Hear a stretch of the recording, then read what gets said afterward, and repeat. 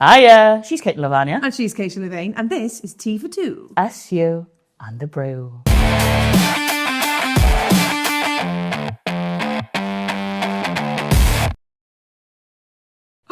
We're back. We're back. Season 3, baby. Felt like you haven't been away. I know I've missed you. Have you? No. I thought The that. thing is that we've contacted each other. We just haven't posted about it. No, exactly. And I think a lot of people who watch us think that something's going on. It's hilarious. I've had messages and messages and messages through being like, are you and Katie We're fine. okay? Yeah, we're fine. Most Well, of the time. actually, we're as good as we've ever been. I don't know about that. But that's a different podcast. Different podcast. Do you want to introduce our guest? I'll get straight into the tea. Yes, crack on. We have got the fantastic Tee2sugars. Thank you so much for coming. Round of applause. You did hear that right. Tea for 2 sugars. No, Tee2sugars. Sugars. That was good, wasn't it? Yeah. Tee2sugars. Tea for 2 sugars. Tea for 2. And he wants a coffee. Class. Where we am going? Coffee, 2 sugars? No, Yes. you want a sugar? You want a sugar? 2 sugars. Oh, see, match made in heaven. Right, I think this is... I'll have a cup of tea. Okay, I've got my Whittard tea with me for my advent calendar that I did over Christmas. So I'm sure everyone watched. It was like thousands and thousands of views on them stories, wasn't it? we did quite well. Yeah, I know. Yeah.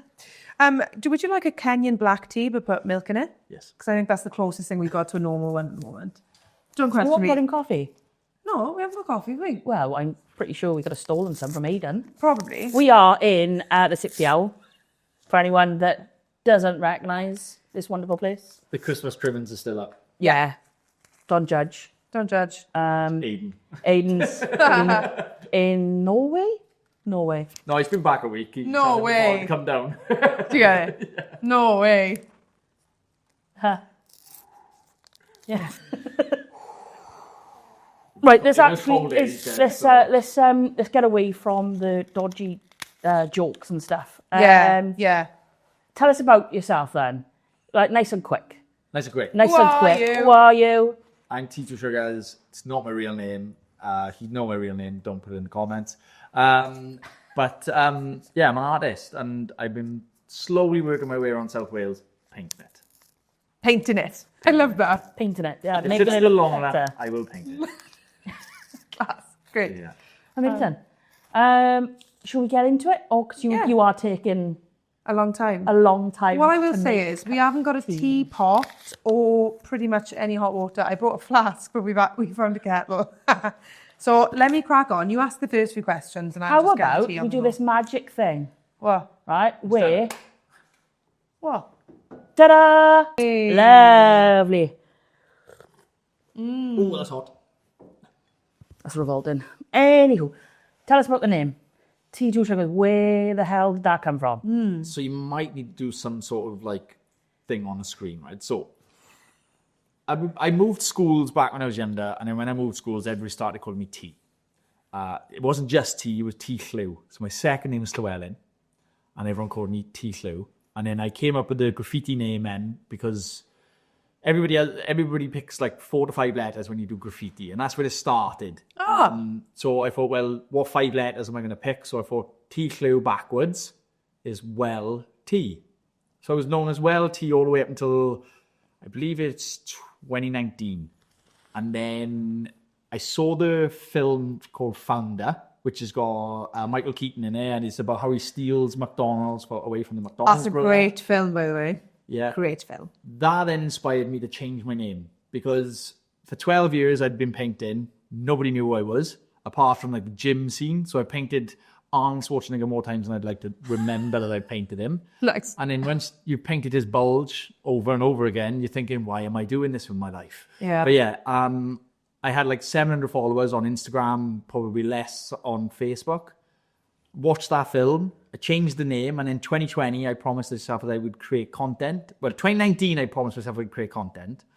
And this is a long story long. But my wife said, I said to my wife, I want to create content about the artwork that I do, but I said I can't do it because I don't have a camera. So Christmas of 2018, she bought me a Canon camera. She said, there's your camera, go make content. Go make money. Content, I mean. Yeah. I think that's what it was, yeah. And then 4 months later, it was my birthday in April, and I still hadn't created anything. So she said, why haven't you still created anything? She said, because I haven't got a GoPro. Because when I'm up close and stuff, people can't see what I'm painting. Makes sense. So she went, for your birthday, get you a GoPro. 6 months, another 8 months later, comes up towards Christmas, still haven't created any content. So why haven't you done anything? I was like, I need a drone. I needed all the equipment to do this, right? And that's what was in my head. What a pain. Were you married at this point? I was going to say, patience of a saint. Wow. So Do you know what you would have had for Christmas? nothing. Divorce papers. So it got to this point where she bought me the drone, and then it was the 5th of January, 2020, and obviously we had this lingering thing called coronavirus. COVID. And so that was in the midst of everything. And then on the 5th of January, I went up to the bottom of my road where I lived in Pant, in Merthyr, and they used to have a big wall with loads of graffiti on it, and it was, if you want to buy Ket, call this number. Sally is a slag, massive C word written on it. Tom was you. Yeah. And then went down, painted over the wall in black on the Friday night about 10 o'clock, and then went back in the morning then with a load of paint and did the words why not. And the reason why I wrote the word why not, it was all to do with the bullet points that came afterwards. Why not start a YouTube channel? Why not do what makes you happy? And basically that was the whole message around it all. Like, chase your dream. Why not? Why not you? Why not me? Why not anybody kind of thing. So that's what it was all about. And when the police turned up, I thought, was it a good choice? I was about to ask that. I was like, So at this point, I'm not very good at capturing moments when they happen. So there's a time lapse going on, and it's obviously facing the wall. And then the head of that part of Merthyr's council, Dave, turns up, gets out the car, screaming effing and blind at you. Who do you think you are? And I don't know if Declan's going to watch this back now, but I asked this guy, Declan Salmon from Merthyr Council, I said, can I paint this wall? And he was saying, I'll try and get you permission. And 2 years had gone by and he still hadn't given me permission. But 6 months prior, he kind of said, paint it and then we'll get you permission, kind of thing. on the slack. So I painted it, and I got caught painting it, and then I threw Declan on the bus. So Dave said to me, he said, oh, look, who gave you permission? I said, Declan. So he gave Declan a call, and Declan was like, why have you thrown me under the bus? And all this other stuff, yada, yada, yada. So anyway, everything settled down. They ended up paying me for doing the mural. They came over with money and paid me for doing it, because obviously what all of the swear words. And I was talking to Dave. Yeah, you got rid of that. Dave's wife was in the car, and I said, doesn't that look better? She went 100%. She had a chat with him, calmed him down. Police left. And then that was obviously the first one. Then I promised myself every 2 weeks that I would go on and do a mural every 2 weeks and document it. And a lady got in touch with me who was on stage 3 cancer. She said, when I look at my kitchen wall, I'm staring at my neighbour's garden wall. Is there any chance you can come up and do something? I said, look, I'll come up and do it for free. So we did a nice sunset with the word good vibes only. We did that. That was the second one. And then that was just a snowball. So that come end of March or whatever it was, we obviously went into lockdown. Here we are, some followers for the Tipsy Owl there. I don't know what that was then. But That was the Instagram sign. Oh, was it? Yeah. And Oh, somebody, was it? it's linked up. It's so cool. Carry on. Yeah, so... Honestly, I thought there was A fire. something. bird. Yeah. That's Yeah. what it sounded like. Wild. So I lockdown came in, and obviously then every 3 days I could create content, create murals, create content, and then it just obviously snowballed from there.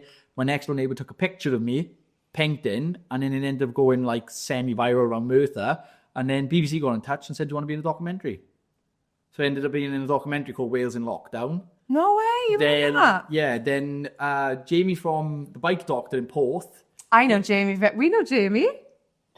Barry Sidens. Barry Sidens, Jamie. Oh, right. Okay. You've got to say Barry Sidens, Jamie. That's the thing, He's isn't it? always known as a bike Doctor was Right, before Barry Sidens. Yeah, yeah. Yeah. So then he got in touch and said, can I paint the side of Barry Sidens? Yes, I know that one. And then there was the So first pretty. ones then, obviously then me coming back into doing spray painting for a living.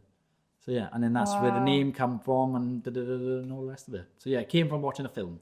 Did you study art? So I studied graphic design. Oh, okay. So I went to art college. So that's another funny story. So I went through sixth form, And my friend was like, look, you're not doing anything in school. Sixth form isn't for you. Why don't you just do art in college? And I was like, well, I don't really know what I want to do. And then it was the Friday before they started term on the Monday. So he was in Bridgend College. He said, just come with me. We'll knock on the door and see what happens. So went up, knocked the door, and a lovely lady called Corey opened the door, and she was the head of like the art kind of thing there. And I went, can I come to college? She just laughed in my face. I said, look, if you get anybody that doesn't come in on the first week and doesn't want to be drops out, whatever it is, here's my number, just give me a call. So on the Monday at 11 a.m, she called me and said, how quick can you get here? That's how quick they drop out. Yeah. That's how quickly I dropped out. It literally is. So yeah, and then I was straight on I screamed at my mother. My mother chucked me in the car, and it's a 15-minute drive then to Bridgend College. Got to Bridgend College and never looked back. Wow. And then how I got into graffiti, I'm guessing that's going to be one of your questions, like was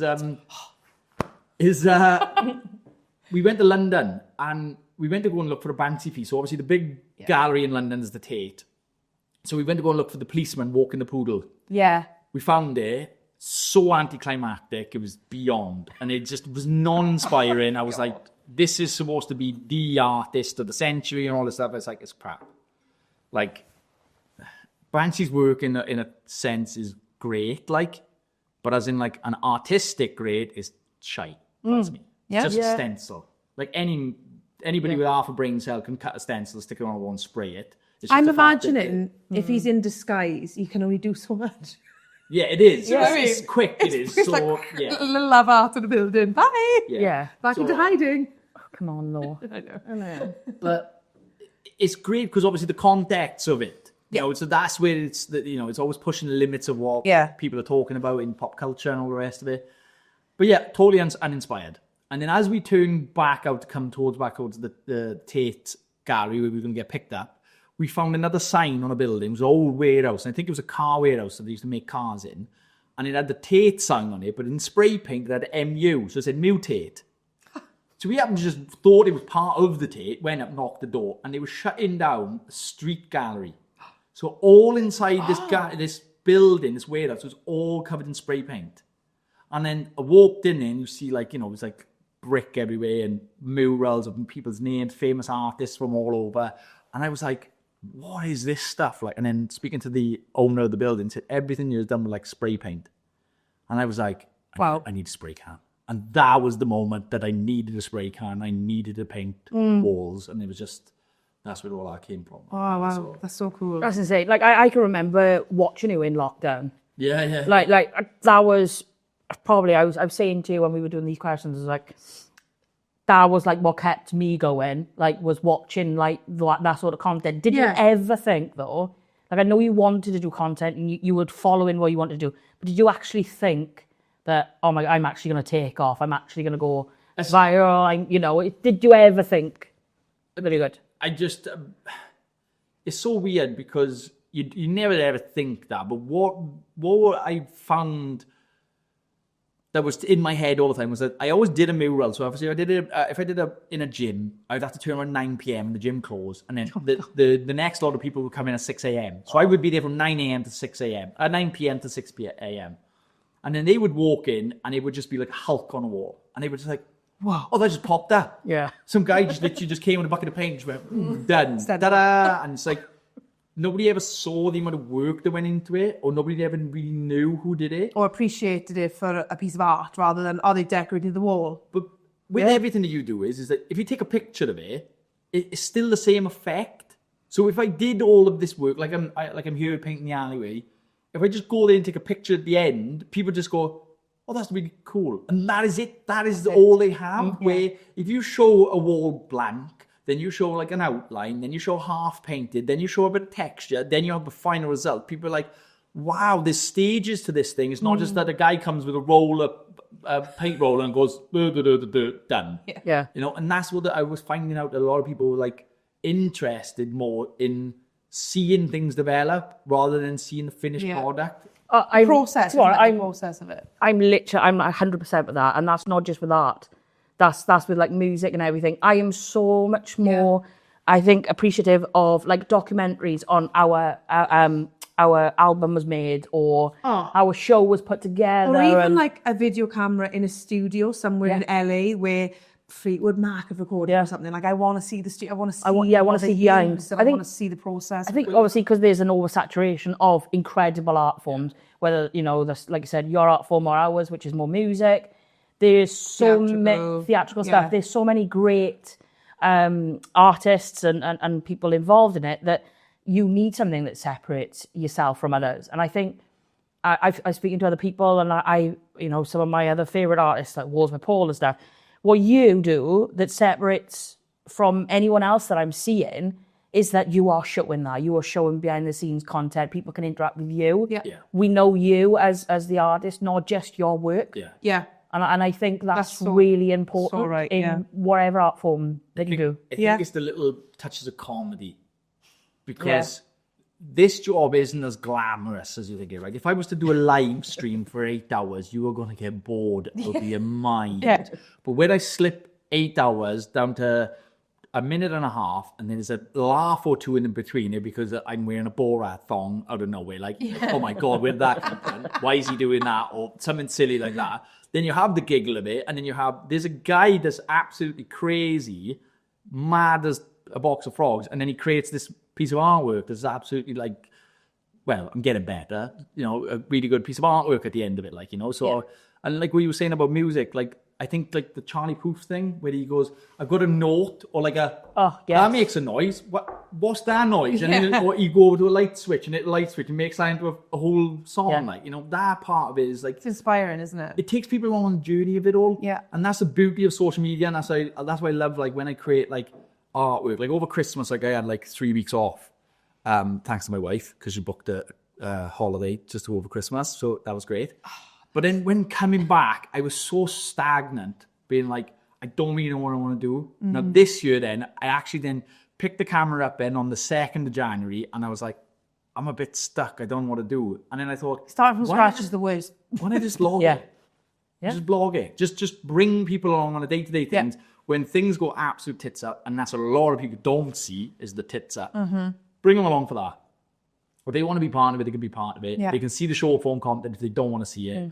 If they want to see more of me, they can come over to YouTube, subscribe, and then I'll talk about ins and outs, because the amount of questions that I get about like, how do I get into it? How do you do this? How do I become part of this like community kind of thing? And it's like, you kind of got to make it yourself. Yeah. Because if you're hoping that somebody's going to give you the advice, you're never just going to follow it. Where I've just always had this mentality of just get up and do it. No one's going to hand it to you on a silver platter. They're not. Well, I had this when I painted the Eisteddfod mural here in Pontypridd. I was up on the which is absolutely gorgeous. You pass it on the train coming from Merthyr and you literally come into Ponty and it's like the centre of what you see. Well, yeah. It's amazing. So it's amazing. I was painting there and a guy come up and he went, so how did you get the opportunity to do this? Why can't it be anybody else? Because obviously he must have seen I do a lot of work, and then they given me the opportunity. And like to him, I was thinking, why does this one guy get the opportunities all the time? So I said to him, don't mind me asking, like, have you got any pictures of your work? He went, no. I said, have you got an Instagram with all of your collection? No. He's like, have you got like a catalogue in the house? Have you got like a binder with any got a little business card? Have you got anything I can see to know whether to like put your name forward? And he went, no. I was like, well, how are you exposed to like get your name out there if you have no work, nothing to back it up? I have 16 years of back catalogue. That's why the people from the Eisteddfod have come to me to go and do something like that. And it was crazy because earlier on I was having this conversation about that mural, and that mural was basically the thing that solidified everything for me for all of this. Was that I felt like, I know it's going to sound corny as hell, I said in a couple of videos, I felt like a rock star being in Principality Stadium, playing to a crowd, because I was up on that cherry picker, or sizzle lift, whatever you want to call it, painting at the and what are people coming around, beeping, screaming at the windows, we love your work and all the rest of that.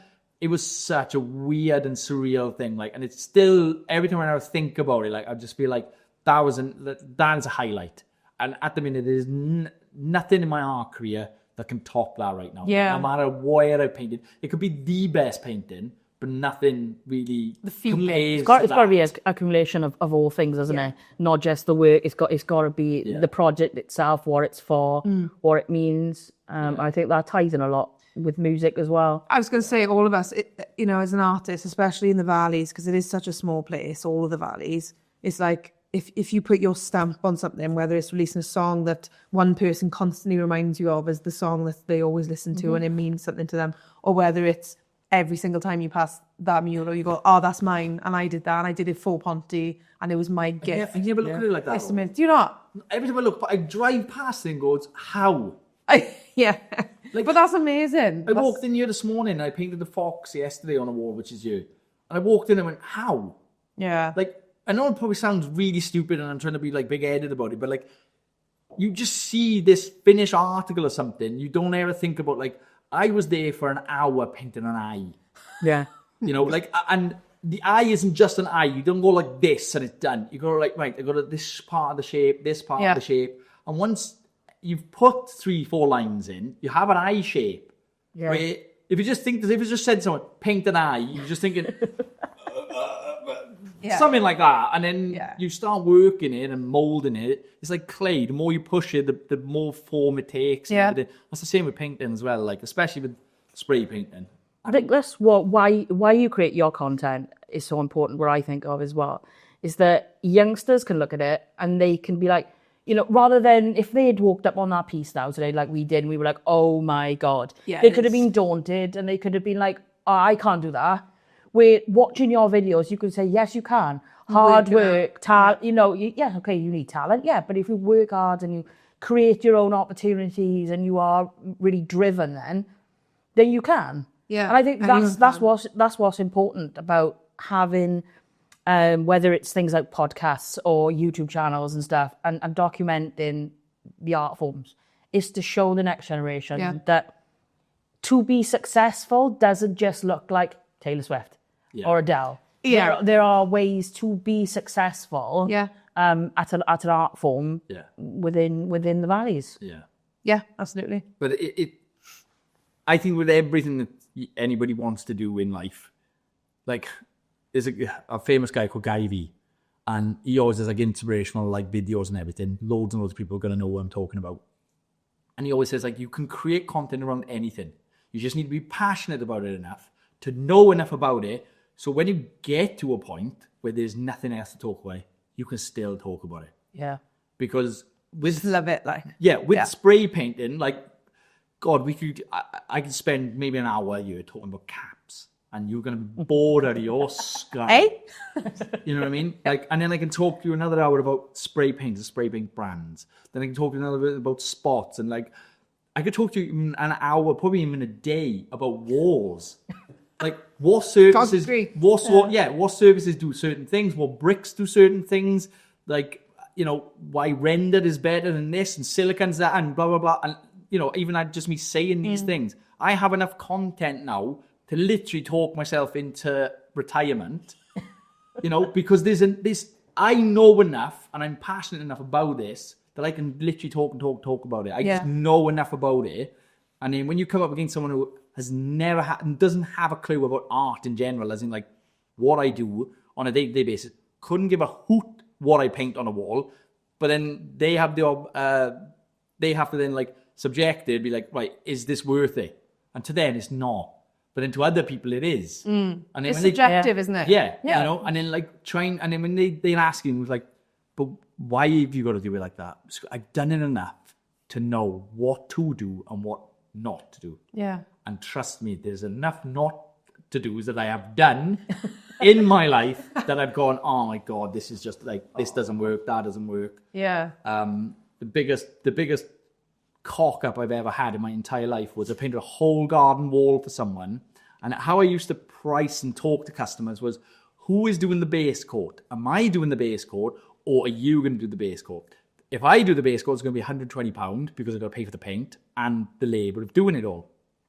This one lady said, no, my husband's going to do it. She's the only one out of all of my customers has ever said this, and it was absolutely Baltic. It actually snowed during the mural. And Don't paint in the snow. it doesn't matter. Doesn't it? No, so it doesn't matter about temperature. what he'd done was, which obviously this is why it failed. She called me up 2 days later and said, it's all coming off the wall. I said, what colour is the wall? Is it white or is it cement? And she went, it's cement. I said, I'll be there now. Jumped in the truck, drove down there. I said, right, do me a favour, get me the pot of paint to be used. She came out with a tub of paint, a word of a lie, it was this big, with all Chinese lettering all over it. She bought it off Temu. Oh. There you go, if that just answers my question.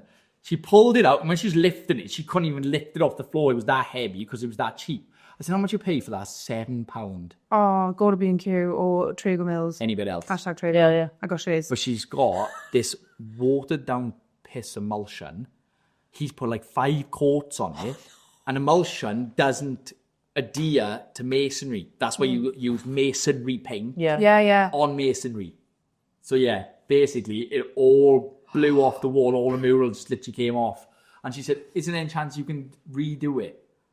Basically now, do all of the prep work and the mural again for the price that we came up with in the first place.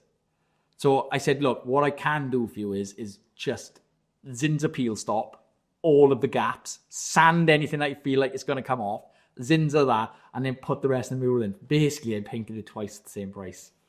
And have to spend another 20 odd quid. Self-employment mistakes. And pay another £20 then for the Zinza peel stop. Oh, no. Yeah. I bet you were like tapping your card like this. Yeah. No, I wasn't, because I thought just get it done. Yeah. But my wife was like, why have you done that? I drive my wife around the bend when I do stuff for free for people like so. Yeah. Which is understandable. Right, should we go and have a look? Should we go and have a look at the mirror? Let's go. Let's go. Talk us through what you've done so far at the Tipsy. So last Tuesday, Tuesday, we came and glued all the walls. That was day one, Dennis. We marked out our goddess of temptation here. This is Eve. That's this on the wall, not Caitlin. Hi. So yeah, so she has the apple. So obviously the garden. Those eyes. Yes. But I was giving Aiden gave me free reign on this side, so he didn't really know what to do on the side because he didn't know if the owner was going to be able to paint over it over time. So in the costings and for this, I just said I'll do something cool on here. Instead of it taking 1 day on there, which we predicted, or 2 days, I've taken 4.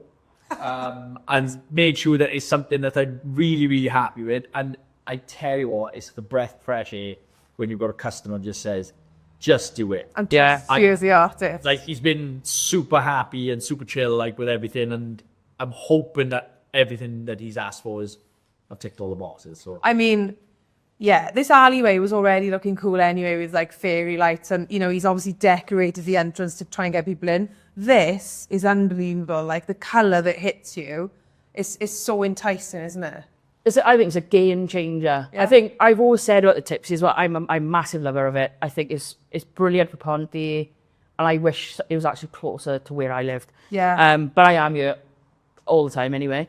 And it's just something so unique about it that adding this as well. Best place in Ponty. Yeah. 100%. Yeah.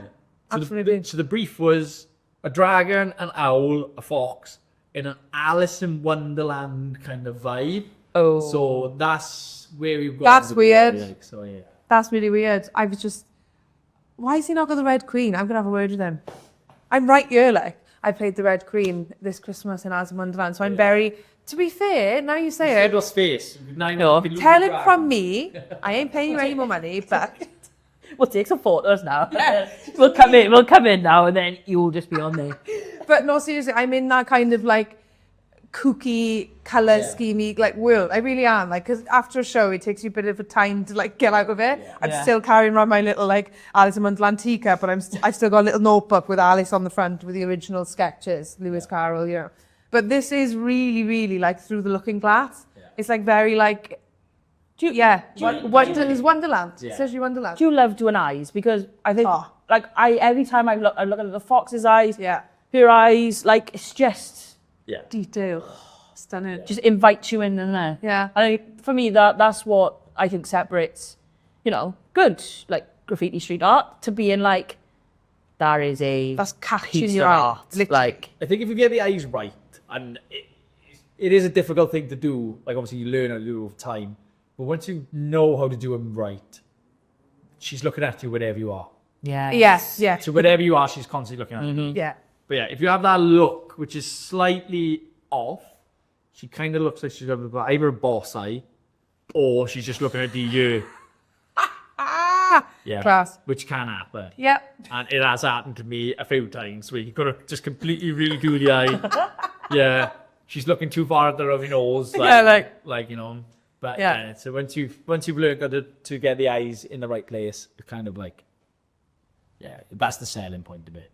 What is next for you in terms of this year? What have you got lined up? How do you sustain your career throughout the year? So I think the year is nearly done, as in for taking bookings.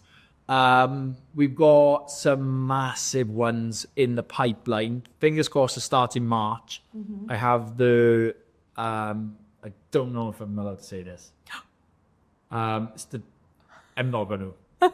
Right. Tell us off camera. I basically go to Glass Coin. So Glass Coin is the place where they make all the missiles for the military and all the rest of it. So they're having a big mural done for the new, I don't know, funding that they've got there. So right. They sound a big, like, they've had like a couple of billion pumped in, and wow. asked me to come down now and do a big thing. So amazing. And all the things that I expected you to say, that was not it. No. Absolutely the same. I was like, Miss that. Oh, wow. right, yeah. So yeah, so that was supposed to have started back in August, just gone, but then it was like a couple of little bit delays, some communication issues, and then they said, right, we'll start it now in January, and then they went, January isn't the best time to do a big massive mural outside, so let's just push it back towards March. So probably the end of March, go to April, and then that's that. And then yeah, the year is jam-packed. Like, great. We've just got so much stuff on. So yeah. Fingers crossed that it gets to a point where my wife is actually going to quit her job as a nurse and just do admin. Because the admin side something like this, you probably would realise it. Oh, you haven't, yeah. Risk assessment, method statements, you just got to do. It's crazy. Yeah, and what takes up a lot of time is, like, for instance, I've done this Fox, and I posted the video yesterday. I've had like 7 inquiries off that. And just when you think about it, like, oh, that's not a lot. But you have the initial contact, which is, hi, I want a mural. Right. Mm-hmm. Where are you? How big? When? What do you want? When do you want What's your budget? Yeah. And then all them questions take time. But you've done that now with one person. And then something else last. Hours. Because there's time between Can you a message, isn't it? Because you might pull out last minute. Yeah. Or like, there's so many things. Well, in we have a lot of the deposit issues with people where you sit, and I don't take a very big deposit. Whatever the job is £50. So it's not as if I'm asking you for 50% up front, where you had a lady who still hasn't booked, and she said, we want to get my garden wall done. I said, right, I can't book you in now till April. April will come round. You come in now. No, you haven't paid a deposit. Send me your bank details. Send her the bank details. And then said, when can you get us in now? In August. August will come round. Can you come do it now? And she's been doing this for 3 years. Still doesn't have the mural done. Oh, wow. So yeah. Yeah, that's difficult, isn't it? It's a lot of chasing people, and it's a lot of. It's the part that I don't like about running a business. It's that sort of. That's when my point of my wife. Yeah. She can handle get the money. Go get the money off everyone. I'll just go. I'll do the art. Yeah. Yeah. To be honest, I think she deserves probably just to put her feet up. Yeah. Don't you? Yeah. Yeah. You know, without her getting you cameras and waiting for you. They wouldn't have happened. Pull your finger out. That's it. Yeah. Yeah. And she does get me out of bed in the morning and get me out of work, because if it wasn't, Make great, still in bed. Yeah. Yeah. No, I'll do it on breakfast, like, yeah. Have your clothes ready. I can find it. Yeah. Wear that, eat that, go. Yeah. Come back, tea will be ready. Yeah, it's all on it.